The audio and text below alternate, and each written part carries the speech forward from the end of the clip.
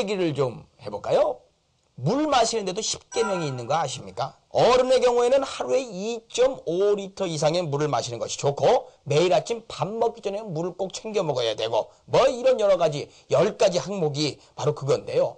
그만큼 물이 우리 몸에 중요하고 또 좋은 것이기 때문에 이런 10계명도 나오는 것이겠죠.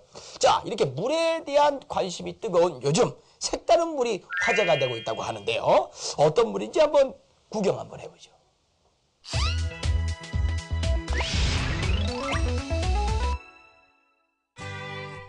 세계보건기구 WHO에 따르면 깨끗한 물을 마시면 현재 질병의 약 80%를 제거할 수 있다고 한다. 그만큼 마시는 물에 대한 관심이 높아지는 가운데 최근 업계에서는 알칼리 이온수가 화두로 떠오르고 있다. 알칼리 이온수기를 시중에 내놓으며 소비자들 사이에서 입소문을 타고 있는 한 제조업체. 물속에 들어있는 각종 미네랄 영양소는 전기적인 성질을 가지고 있어 전기적인 힘이 가해지면 플러스와 마이너스로 나뉩니다.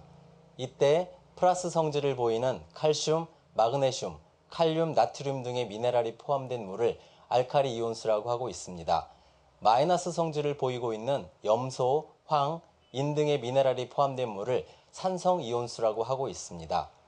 알칼리수는 현재 보건복지부 산하 식품의약품안전청에서 만성설사, 소화불량, 위장내 이상 발효, 위산 과다에 효과가 있는 것으로 밝히고 있습니다.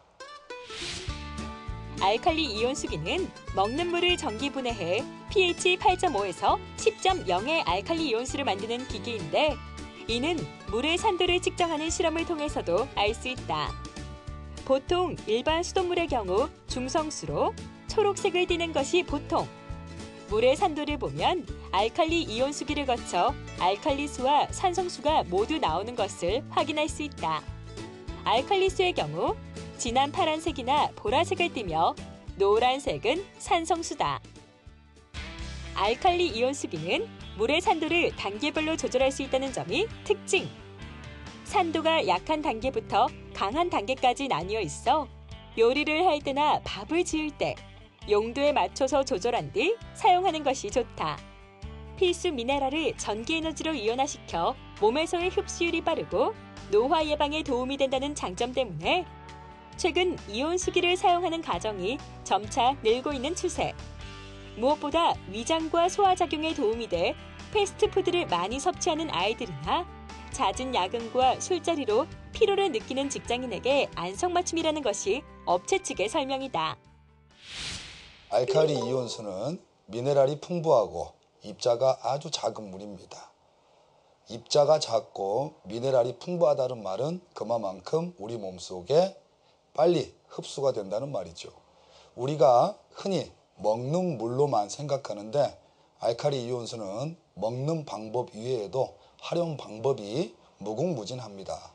예를 들자면 과일을 씻거나 쌀을 씻을 때 그 표면에 있는 잔여물질을 제거할 수 있어서 상당히 좋습니다. 또한 산성수는 살균력이 상당히 우수합니다. 그래서 피부병이라든가 머리 감을 때 혹은 도마를 씻을 때 그 살균력이 우수하기 때문에 많은 소비자들한테 많은 선호를 받고 있습니다.